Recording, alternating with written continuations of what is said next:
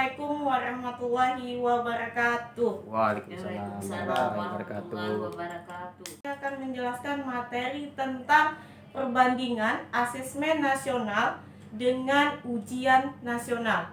Yang pertama, secara tujuan pelaksanaan, kalau asesmen nasional itu adalah untuk mengevaluasi mutu terkait sistem satuan pendidikan. Sedangkan untuk ujian nasional tujuannya adalah untuk mengevaluasi hasil belajar siswa secara individu. Terus yang selanjutnya jenjang penilaian. Kalau asesmen nasional, jenjang penilaiannya itu adalah SD, MI, SMP, MTS, SMA, MA, SMK, program kesetaraan jenjang dasar dan menengah. Sedangkan untuk ujian nasional itu adalah SMP atau MTS, SMA atau MA, dan SMK. Nah, itu dari jenjang penilaian. Selanjutnya level siswa. Kalau asesmen nasional itu adalah kelas 5, terus kelas 8 dan kelas 11. Sedangkan ujian nasional level siswanya adalah tingkat akhir pada tiap jenjang.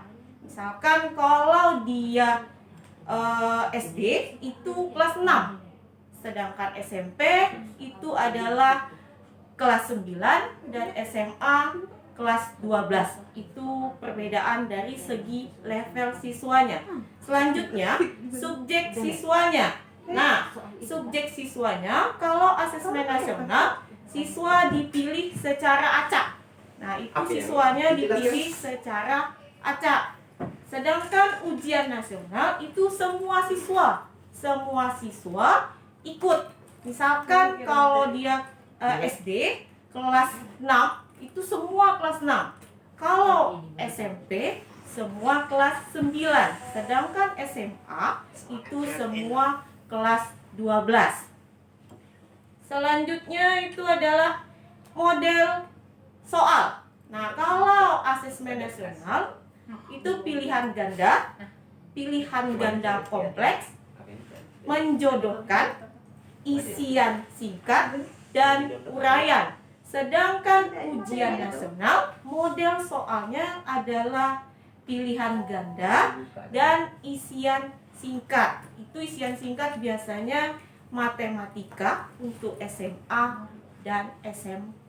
Nah, kalau asesmen nasional sasaran penilaiannya kompetensi literasi yang pertama, yang kedua numerasi, yang ketiga karakter, serta kualitas dan iklim satuan pendidikan yang mendukung pembelajaran. Sedangkan sasaran penilaian untuk ujian nasional itu adalah penguasaan terhadap mata pelajaran. Misalkan mata pelajaran yang di UN ada 4, maka keempat-empatnya harus dikuasai.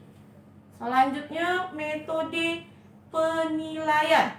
Nah, metode penilaian untuk asesmen nasional itu menggunakan yang istilahnya MSA atau tes kemahiran berbahasa lintas formula penutur.